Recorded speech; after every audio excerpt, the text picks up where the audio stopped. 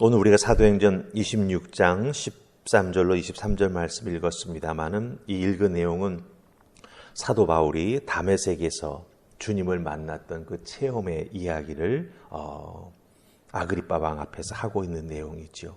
근데 여러분들 사도행전을 보시면 사도 바울이 다메섹 도상에서 체험한 이야기가 3번 기록되어 있습니다. 3번. 네. 사도행전 9장의 첫 번째 기록이 나오는데 이 기록은 사울이 다메섹에 있는 그리스도를 믿는 사람들을 잡기 위해서 급하게 달려내려가는 그 길에서 그 주님을 만났던 다메섹 사건의 첫 번 기록이죠. 네. 그러니까 생생한 그 체험의 첫 번 기록이 나옵니다. 그리고 22장에 보면 또 한 번 나오는데 예루살렘이 3차 전도 여행을 마치고 예루살렘에 돌아와 가지고 그 유대인들 앞에서 자기가 복음 전한 것에 대해서 쭉 설명합니다. 그 과정 중에 유대인들로부터 의문사항이 있어서 이 부분에 대해서 또 증거하게 되는 것을 보게 되지요. 그리고 바로 오늘 우리가 읽은 26장 13절로 23절에 아그리빠 왕 앞에서 3번째로 똑같은 그 다메섹 도상에서의 사건을 사도 바울이 증언하고 있다고 하는 거예요. 자, 그럼 우리 한번 생각해 보십시다. 9장은 첫 번 체험이니까 그 체험 사건이 기록되어 있습니다. 그런데 사도 바울은 자기의 입으로 2번 더, 그렇죠? 예, 2번 더 그 다메섹 사건이 어떤 사건이었는지, 자기에게 어떤 의미가 있는지, 그걸 통해서 자기가 어떤 사람으로 거듭나 세워지게 됐는지 그 부분을 반복해서 말하고 있다라고 하는 거예요. 왜 반복할까요? 그것은 바로 바울 자기 자신의 삶이 복음이 무엇인가를 보여주는 증거가 되기 때문에 다메섹 사건을 통해서 예수님을 만나고 변화된 자기 자신의 모습이 바로 복음이 무엇인지를 보여주는 증거가 되기 때문에 이렇게 반복하고 있다라고 하는 것입니다. 여러분들 이게 참 중요합니다. 예수 믿으세요라고 누군가에게 우리가 말하는데 그 누군가에게 내가 예수 믿으면 이렇게 됩니다라고 하는 증거가 될 수 있어야 된다라고 하는 것이죠. 복음은 사울이 바울이 되는 정말 철저하게 율법을 추종하던 율법주의자 바리새인 사울이 은혜 받은 자, 복음 전하는 자가 되어서 복음에서 생명으로 바뀌게 되는 그 바울이 되는 그 모습을 철저하게 잘 보여주는 게 이와 같은 자기 증거가 된다라고 하는 거예요. 자기를 찾아오신 예수님을 통해서 죽을 수밖에 없는 인생, 잘못된 방향으로 나아가고 있던 인생이 어떻게 바뀌게 되었는가라고 하는 것을 너무나 잘 보여주기 때문에 바울은 이렇게 자기의 다메섹 체험을 말하고 이렇게 반복하고 있다고 하는 거예요. 자, 그렇다고 한다면 여기서 오늘 우리는 사도 바울의 이 증언을 통해서 어떻게 하면 우리들도 참 이렇게 완전히 복음 앞에서 바뀌고 변화되어서 주님을 위해서 일하는 인생으로 세워져 나아갈 수 있을까? 우리가 도전받으면서 그 이유를 살펴볼 수 있었으면 참 좋겠습니다. 자, 우리 첫 번째 살필 말씀은 오늘 우리가 읽었던 26장의 14절 말씀입니다. 14절 다 찾으셨습니까? 우리 같이 크게 읽습니다. 시작. 우리가 다 땅에 엎드려짐에 내가 소리를 들으니 히브리 말로 이르되 사울아 사울아 내가 어찌 나를 박해하느냐 가시채를 뒷발질하기가 내게 고생이니라. 아멘. 자, 우리 14절 말씀 보면 이 가시채라고 하는 표현이 나오는 걸 보게 됩니다. 사울이었을 때, 즉 복음을 몰랐을 때 이 사도 바울이 행하고 있던 행동의 의미가 이제 여기에 나오게 되는 거예요. 가시채, 그리고 여러분들 표시가 돼 있고 밑에 보면은 설명이 나와 있죠. 가시채가 뭡니까? 가축을 앞으로 몰기 위해 끝이 뾰족한 막대기다. 이렇게 되어 있습니다. 그렇죠? 그러니까 사울이었을 때, 즉 복음을 몰랐을 때 이 사도 바울이 무슨 짓을 했었냐면은 가시채를 뒷발질하는 행동을 했다라고 하는 거예요. 이게 무슨 뜻입니까? 가시채, 가축을 앞으로 나아가기 위해서 끝이 뾰족한 짝대기가 있어요. 그걸로 주인이 툭툭 찌릅니다. 그러면 자극이 오지 않습니까? 그럼 그 가축들이 앞으로 축축 움직여 나아간다라고 하는 거예요. 근데 그것 하지 않으려고 그 주인이 가시채로 자기를 툭 찌르는 것을 거부하고 싶어가지고 뒷발질하면서 그 작대기를 거부했다라고 하는 거예요. 가시채를 뒷발질했다라고 하는 건 앞으로 가게 하려는 주인의 의도를 거부했다라고 하는 것입니다. 그런데 그 다음에 나오는 표현을 잘 보세요. 사울이었을 때 가시채를 뒷발질했습니다. 그 모습을 보시고 주님이 어떤 생각을 하신 거예요? 사울아, 너 참 고생하는구나. 하나님의 뜻을 알지 못해서 계속 예수 믿는 자들을 핍박하고 잡고 사형당하는 사람들, 돌 맞아 죽는 사람들을 당연하다고 생각하는 그런 모습이 참 고생하는구나라고 우리 주님은 바라보셨다라고 하는 거예요. 즉 여기서 고생한다라고 하는 건 무엇입니까? 사울이 열심은 내지만 자기를 정말 너무 힘들고 영적으로 고생시키고 있다라고 하는 그런 의미를 담고 있다라고 하는 거예요. 바울은 과거에 하나님이 가라고 하시는 그 길을 거부하고 있었습니다.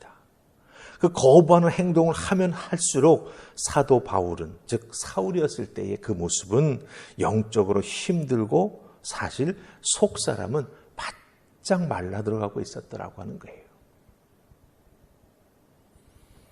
예수 믿는 사람 잡으러 다니면 다닐수록 은혜가 무엇인지 그건 다 잊어버리고 메마른 막대와 같은 인생이 되어서 그냥 열심 내면 모든 게 다 되는 줄 알고 그렇게 달려가고 있었다라고 하는 것입니다. 사도 바울이 왜 이런 말까지 할까요? 바울을 박해하고 있는 유대인들, 그 유대인들이 정말 자기와 같다라고 하는 거예요. 하나님께서 복음 전하라고 자기를 사용하셔서 먼저는 유대인에게 그리고 이방인에게 찾아가서 복음을 열심히 전하고 있는데 그것을 인정하지 못하고 있다라고 하는 거죠. 오히려 율법을 거스리고 있는 자가 바로 바울이라고 고발하면서 어떻게든 죽이려고 하고 있다라고 하는 것입니다.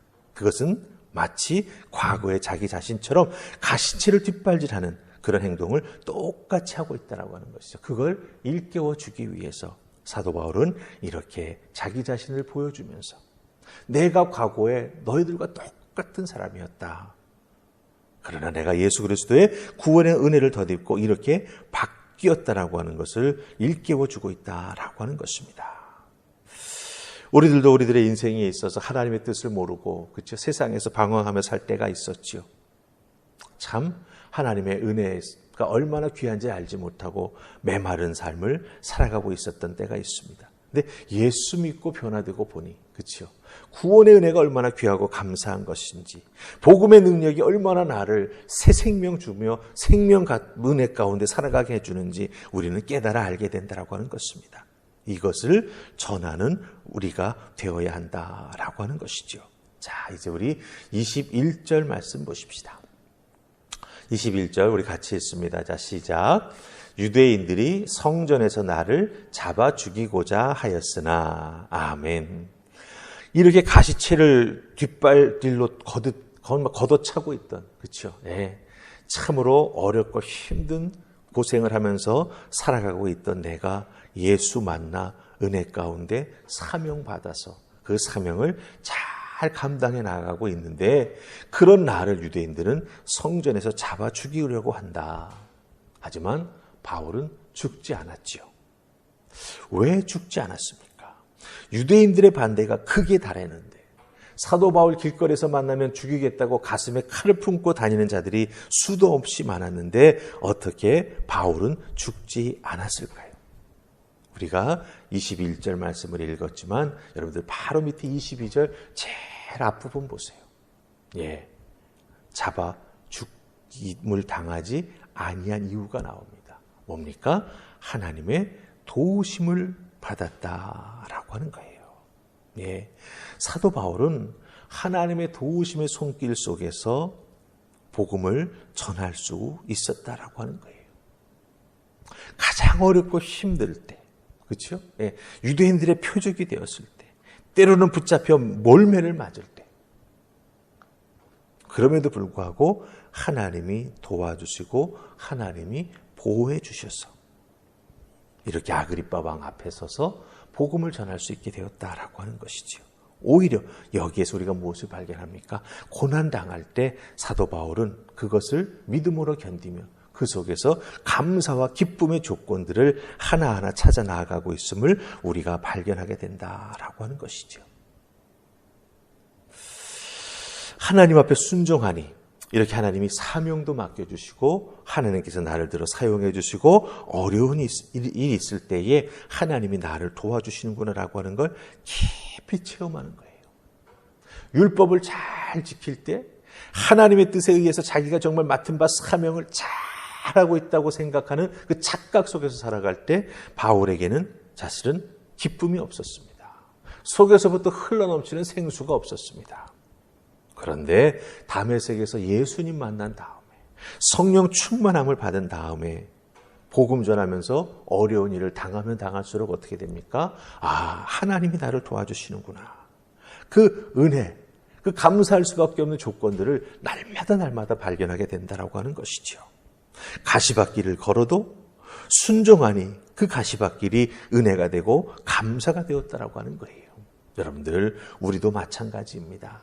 주님의 뜻에 합당한 믿음의 삶을 살아가려고 애쓰면 애쓸수록 사실은 우리 주변에 우리를 공격하거나 또 영적으로 우리를 힘들게 하는 일들이 일어날 수밖에 없지요. 그럴 때 우리를 도와주시는 분이 계십니다. 누구십니까? 바로 우리가 믿는 하나님이십니다. 우리를 도와주십니다. 여러분, 연단시키시는 것도 도와주시는 거예요. 우리가 그걸 잘 알아야 됩니다. 네. 연단은 나를 힘들게 만드는 게 아니라 연단을 통해서 우리가 환난을 이겨나갈 수 있는 힘을 우리가 얻을 수 있도록 우리를 하나님께서 도와주고 계시다라고 하는 것. 그래서 그 연단을 통해서 우리가 완전히 탈진하지 아니하도록 늘 은혜를 공급해 주시고 하나님 한 분만 바라보고 나아갈 수 있도록 우리의 믿음의 손을 붙잡아 이끌어주고 계시다라고 하는 것 꼭 기억하시면서 여러분들 어렵고 힘든 길을 걸어갈 때 하나님께서 도와주십니다. 나와 같은 쓸모없는 자도 하나님께서 은혜 베풀어 주셔서 사용해 주십니다. 이것이야말로 우리가 감사해야 될 조건이라고 하는 것 꼭 기억하시고 하나님 앞에 감사의 기도 또 순종의 모습으로 살아가는 은혜가 있기를 주님의 이름으로 축복합니다. 아멘. 우리 기도하십시다. 좋으신 하나님 은혜 감사합니다. 이 새벽 저희들을 주의 존으로 부르셨습니다. 과거의 우리들의 모습도 사도 바울의 모습처럼 가시채를 뒷발질하는 그런 모습이 있었음을 고백합니다. 내 열심으로 무언가를 잘해보려고 했을 때 우리는 더 힘들었고 우리의 영혼은 더 메말랐음을 깨달아 합니다. 그러나 하나님의 뜻에 온전히 순종하여 움직여 나아갈 때 가시밭길을 걸어가도 거기에는 은혜가 있었습니다. 거기에는 감사가 있었습니다. 거기에는 감격이 있었습니다. 이제 저희들 분명히 믿습니다. 하나님의 뜻에 순종해 나아갈 때 하나님은 우리에게 더 큰 은혜와 능력을 허락해 주신다라고 하는 것. 사도 바울처럼 감당하는 자들 되게 도와주시옵시고 사도 바울처럼 끝까지 증거하는 자들 되게 도와주시옵시고 특별히 우리 주님의 말씀에 온전히 순종해 나아가는 사도 바울 닮은 우리 모두 되게 하여 주시옵소서. 오늘도 주어진 삶의 자리에서 그 은혜로 살아가는 우리 모두가 될 수 있기를 소원하옵고 예수님 이름으로 기도하옵나이다. 아멘.